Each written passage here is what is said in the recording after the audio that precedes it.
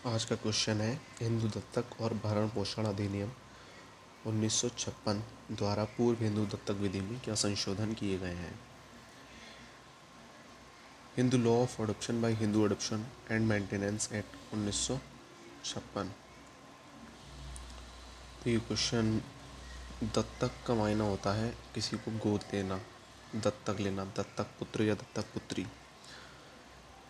तो दत्तक कौन ले सकता है, कौन दे सकता है, दत्तक क्या होता है, दत्तक भरण पोषण अधिनियम कब लागू हुआ था, ये किन पर लागू होता है, XYZ, ये किसी भी तरह से विस्तृत, लघु, अति लघु, किसी भी तरह से कोई सा भी क्वेश्चन आ सकता है।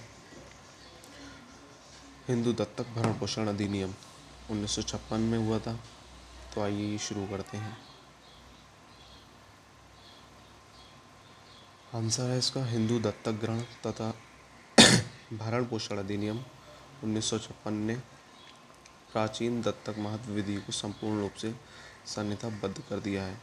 इस अधिनियम के लागू होने के पूर्व जो भी दत्तक ग्रहण संपन्न किए थे, यदि वे वैध थे तो अधिनियम के लागू होने के भी वैध माने जाएंगे, भले ही वे वर्तमान में अधिनियम के प्रावधानों के अनुरूप रहे हों या नहीं। परंतु इस अधिनियम के लागू होने के बाद जो भी दत्तक ग्रहण किए जाएंगे उन्हें अधिनियम के प्रावधानों के अनुरूप होना चाहिए, अन्यथा वे शून्य तथा प्रभावहीन होंगे। इस अधिनियम द्वारा दत्तक विधि में निम्नलिखित महत्वपूर्ण परिवर्तन किए गए हैं। कहने का मतलब ये है कि हिंदू दत्तक भरण पोषण अधिनियम में 1956 में जो भी प्रावधान बदले गए हैं, तो जो पहले वैध थे वो अब भी वैध माने जाएंगे, चाहे वे कानून में हों या ना हों।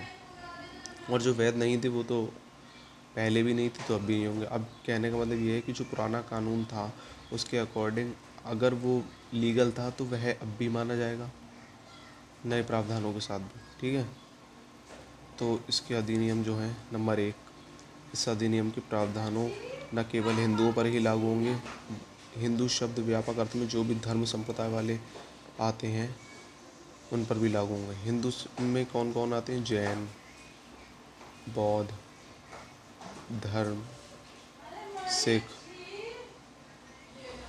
आदि ये लोग आते हैं, ये हिंदू ही कहलाए जाते हैं। भले ही इनकी मानने का तरीका थोड़ा अलग है, लेकिन यह हिंदू ही माने जाते हैं। तो दूसरा वाला आता है, अधिनियम के अंतर्गत न केवल पुत्रों का दत्तक ग्रहण किया जा सकता है, पुत्रियों का भी दत्तक ग्रहण हो सकता है। पूर्व विधि के अंतर्गत पुत्रियों का दत्तक ग्रहण नहीं होता था। जो प्रावधानों का बदला गया है, तो पहले दत्तक जो है केवल पुत्रों का ही किया जाता था, अब जो है पुत्रियों का भी किया जाता है। मतलब यह है कि पहले जो भी गोद बच्चा दिया जाता था या लिया जाता था वो केवल पुत्रों का होता था,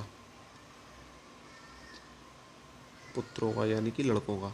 अब जो नया प्रावधान है उसमें पुत्रियों का भी होता है, पुत्रियों का भी होता है यानी कि लड़कियों का भी होने लगा है। पहले सिर्फ लड़कों का किया जा सकता था। तो ये है इसका तीसरा हेडिंग। पूर्व विधि के अंतर्गत ग्रहण के पूर्व संपत्ति यदि किसी सांप्रवंशिक में निहित हो जाती थी तो पुत्र दत्तक ग्रहण किए जाने के पश्चात वह दत्तक पुत्र उस सांप्रवंशिक को संपत्ति से अनिहित कर देता था। किंतु अब अधिनियम के अंतर्गत यह व्यवस्था की गई है कि पूर्व निहित किसी भी संपत्ति को दत्तक पुत्र अनिहित नहीं कर सकता। ठीक है।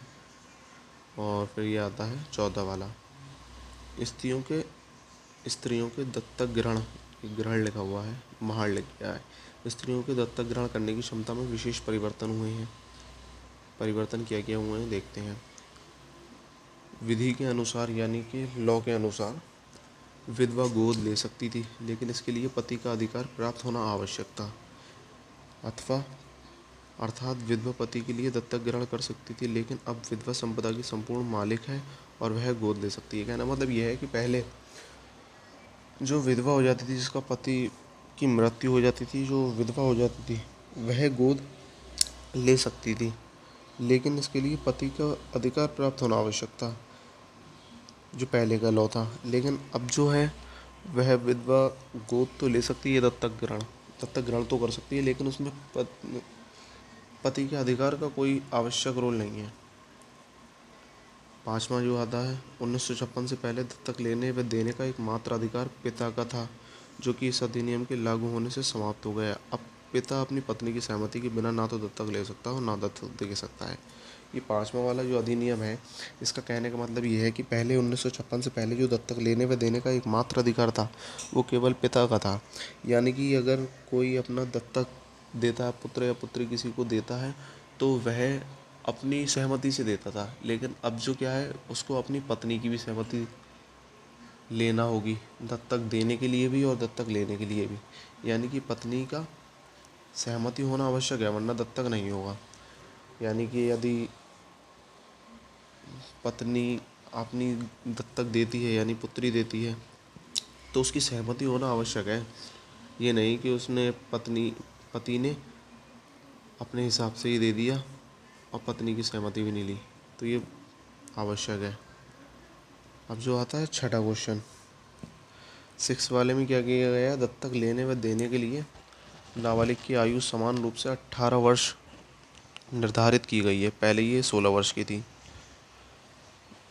छठा वाला जो है, वो पहले जो था वो 16 वर्ष का कोई भी गोद ले सकता था या दे सकता था, लेकिन अब ये आयु समान रूप से कर दी गई है, 18 वर्ष कर दी गई है। 18 से कम वाला ना दत्तक ले सकता और ना ही दत्तक दे सकता, ना ही पुत्री को और ना पुत्र को। ठीक है। अब ये आता है 7वां, दत्तक होम का संस्कार आवश्यक नहीं है और इसके न होने से दत्तक ग्रहण की वैधता पर कोई प्रभाव नहीं पड़ेगा। 8वां वाला आता है, संतान का आदान प्रदान वास्तविक रूप से अनिवार्य हो गया है। संतान का आदान प्रदान यानी कि लेना देना, कोई भी अपनी संतान दे सकता है, पुत्र या पुत्री, और दे भी सकता है। अब आता है नमा, प्राचीन विधि के अंतर्गत अविवाहित स्त्री गोद नहीं ले सकती थी, लेकिन अब अविवाहित स्त्री भी गोद ले सकती है।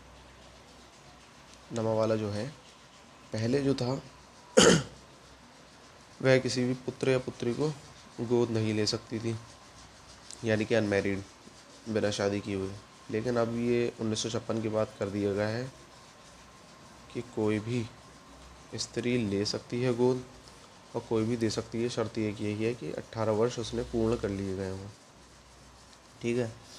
अब आता है, कोई भी नाबालिग व्यक्ति इस अधिनियम के अनुसार लड़के या लड़की को गोद नहीं ले सकता। पहले क्या हो सकता था कि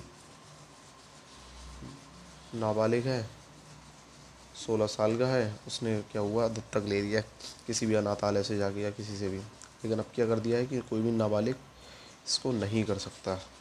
11वां आता है, पिता या माता के अलावा यदि कोई संरक्षक गोद देता है तो उसके लिए न्यायालय की सहमति लेना आवश्यक है। यानी कि कोर्ट अदालत में जाकर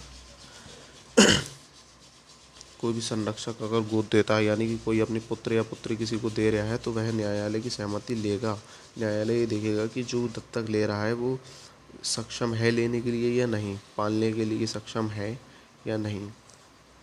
ठीक है। तो ये था आज का question topic, very mostly important है LLB फर्स्ट सेमेस्टर के लिए, फैमिली लॉ, हिंदू लॉ के लिए वेरी मोस्टली इम्पोर्टेंट क्वेश्चन है। लघु, अति लघु, किसी में भी आ सकता है। Bye bye.